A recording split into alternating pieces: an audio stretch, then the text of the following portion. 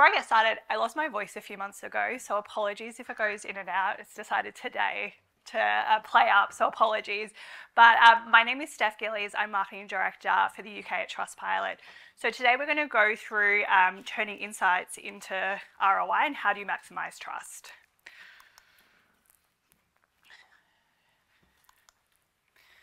All right, so today we're going to go through a couple of things. We're going to go through why trust matters. We're going to go embed into the 5 key insights for maximizing ROI, and then we'll just do a bit of a recap. Before I get started, who's used Trustpilot as a consumer? Who's read or left a review? Wonderful. And then who uses it from a business perspective? A couple of people? Wonderful. So let's start with trust. Trust is a bit of a big topic, right? How do we measure it? How do we talk about it? It's quite difficult. I think in the past, how we've spoken about it from a marketer's standpoint is probably in relation to our brand. What work have we done with our brand? Then how do we measure that with surveys, customer feedback, all of that?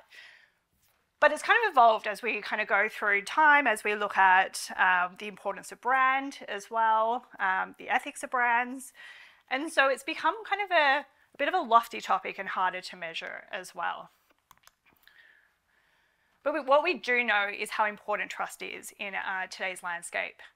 So we know that 71% of people say it's more important to trust a brand now than ever before. We also know it's critical to growth, that 59% purchase a product from a brand that they trust, and it also drives loyalty as well. I'm sure you already all know that, so it's probably nothing surprising. But what we do have is a trust gap. So 90% of business leaders actually think their customers trust them, when in reality, only about 30% of customers actually do. And that's a 60 percentage point difference. So that's pretty massive, right? And that problem isn't going away. It's just going to get worse. And really, what is the impact of this kind of trust gap? CAC, customer acquisition cost, is starting to increase, especially over the past 5 years. And then business effectiveness is also decreasing. So what we're seeing is an impact on your ROI. So ROI is going down and your growth potential also taking a hit there. So if you haven't had a chance to download the Edelman Trust Barometer, I highly recommend that you do take a look at this. I think they release it every year. But really what it shows is there's a growing distrust in the UK, and that's only getting worse year on year. So the UK, or Europe, has actually the lowest levels of trust within Europe. That's pretty big, and 31% of people have no faith in the media. So I think as we're consumers, think about it from our perspective. I know I get every day bombarded. I go on Instagram, you've got ads everywhere, TV, radio, then you've got the newspaper. It's quite hard to decipher what's actually real, what's not, who do I trust, who do I buy from as well. So I definitely resonate with this. But I guess the question is then, if we're saying trust is so important, how do you actually go about measuring it? And why should you care about it? And then how do you talk about that internally with your stakeholders, your board, your C-suite as well? So this is where we're going to go through the 5 steps. There's quite a lot of stats coming up, so feel free to take photos if you want of the screen. Might be easier than scribbling them down. I can also then share the reports afterwards where we've taken the stats from. So these steps are supposed to be really practical. You're probably already doing some of it already. I think at step 4 or step 5, we go into kind of channel specific steps. And I'm sure, again, it's not supposed to be something new, but it's supposed to be, you're already doing this. You can just layer on a few more additions to it to help improve your performance as a marketer. So what you want to do to start with is increasing your trust score. So companies that actively invite customers to write reviews have a higher average trust score than those that rely on organic reviews. I'll get to why this is really important later, but actually actively going out to your customers and asking them to leave feedback and leave a review is really important. Have a think about you as a consumer, right? Do you go and just leave feedback because you've had a bad experience, or do you also go because you've had an amazing experience, right? We probably generally lean on the fact that we've had a negative experience and we want to leave some feedback. So this is your opportunity to change the dynamic and change the narrative with your customers.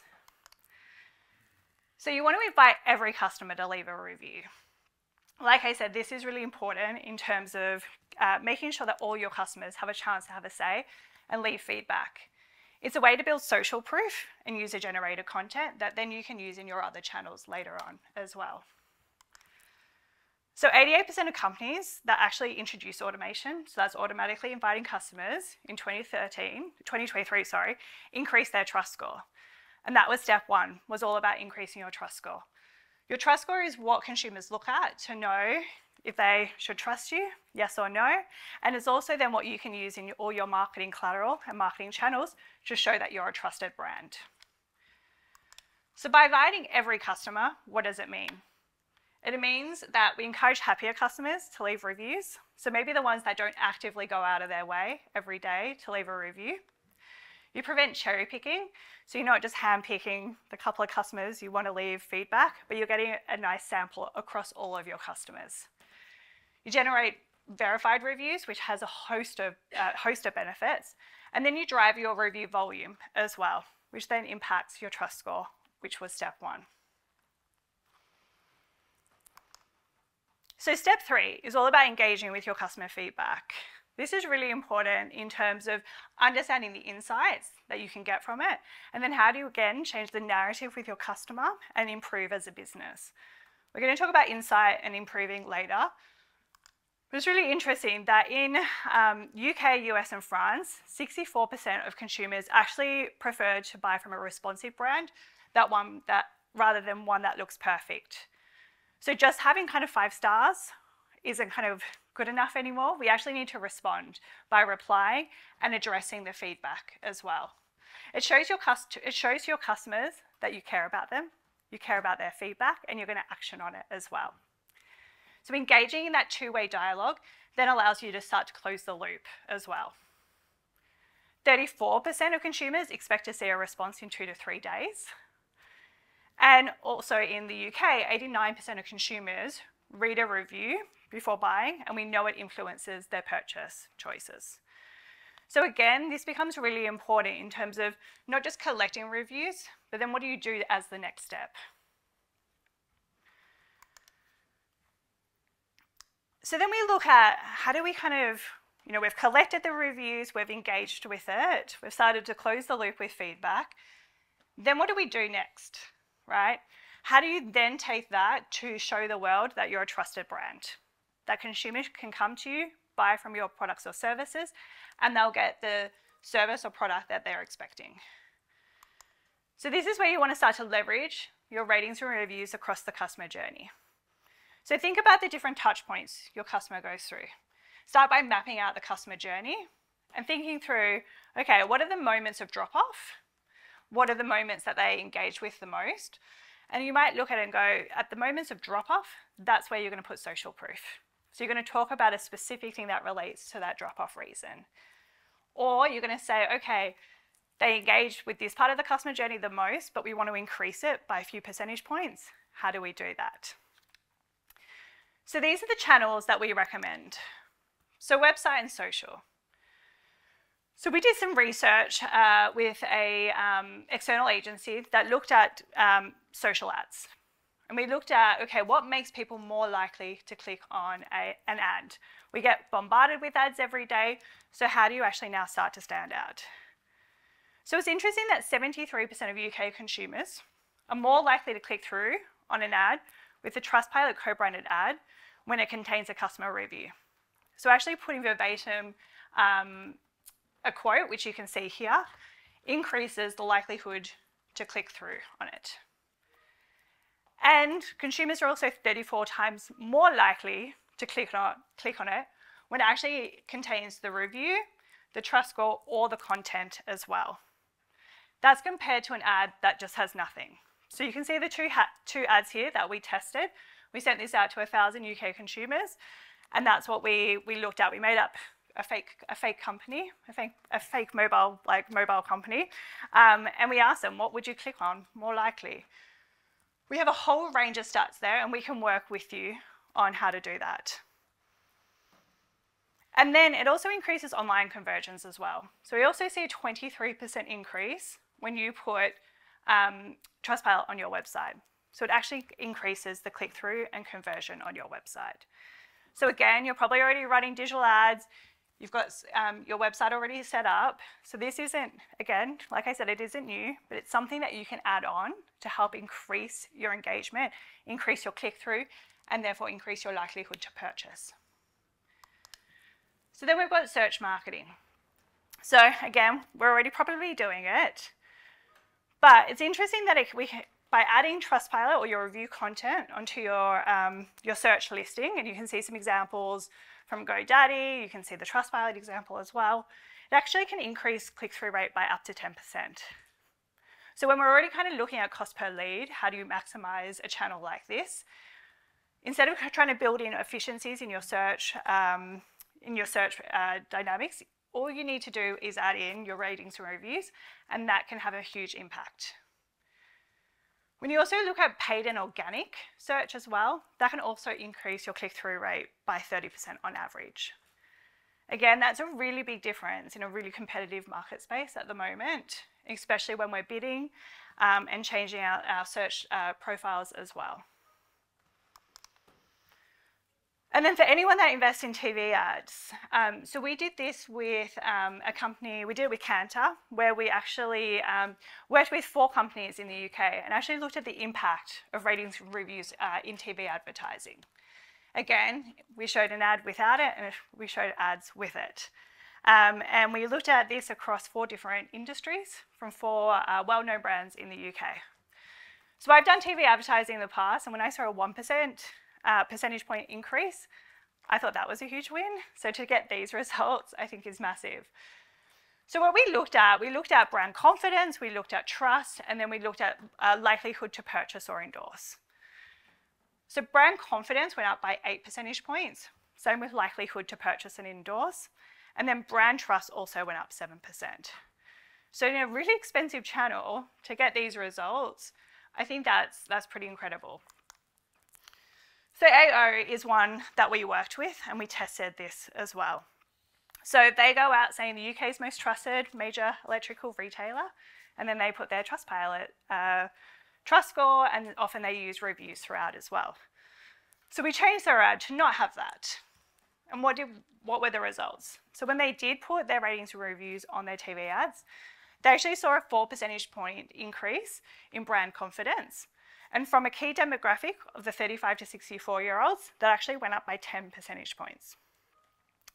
And that trust-seeking mentality went up by 33 percentage points in the 18 to 34-year-old demographic as well. So it's a really big uplift in a channel that they're already investing in to demographics that they were trying to go after as well. And it's from a very small, simple change. You don't need to go out and say the UK's most trusted, right, brand, but we worked with other companies that just put ratings and reviews on it. And again, that changed. We have a full study on this. If you're interested, we can definitely send it to you. I think we've got a couple of hard copies outside as well.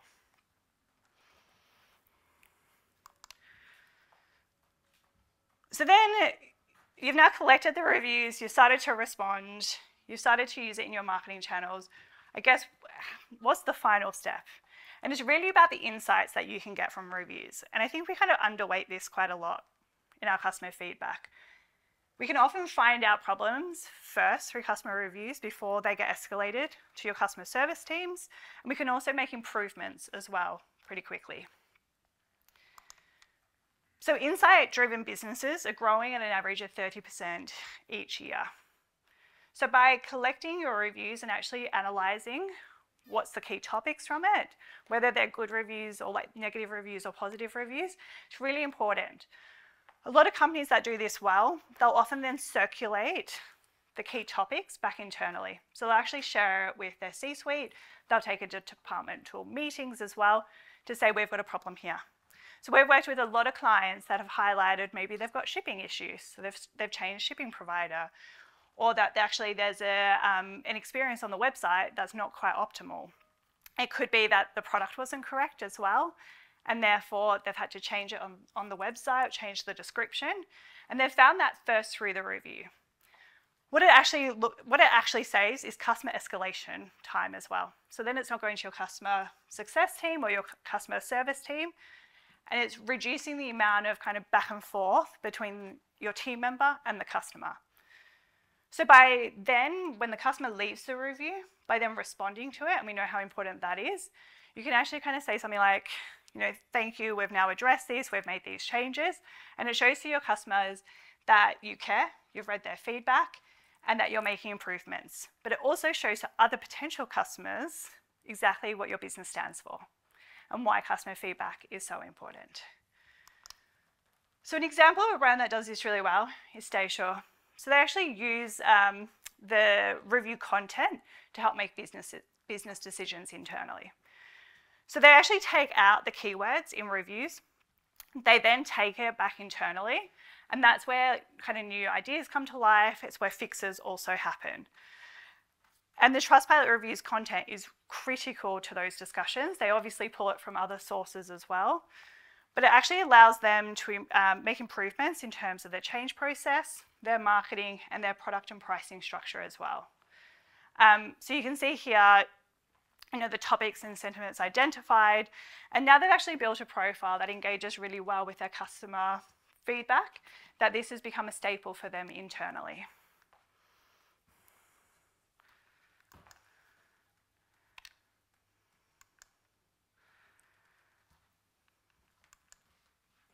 So to summarize the 5 kind of key steps, so you want to start by increasing your online star rating, your trust score.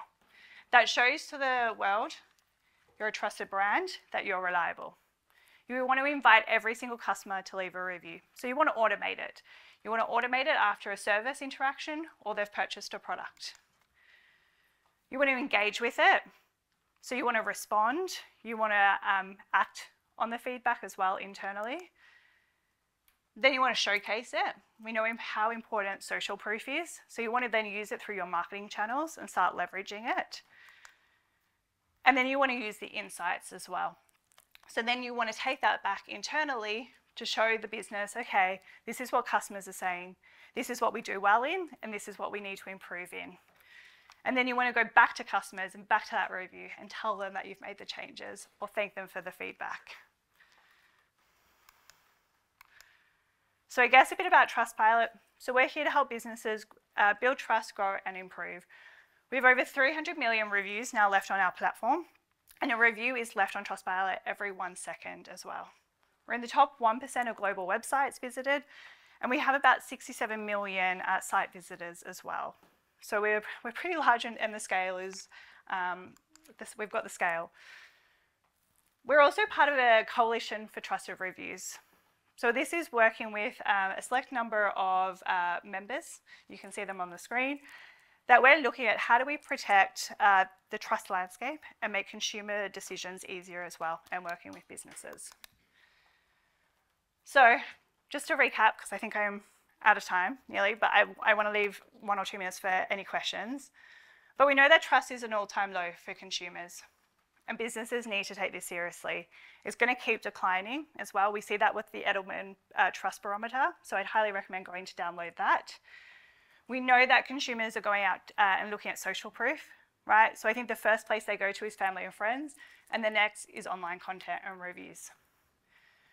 We know that trust is hard to achieve, and it's hard to measure, and it's hard to talk about, but you can start to use those trust signals to actually bring that back into your business and talk about it.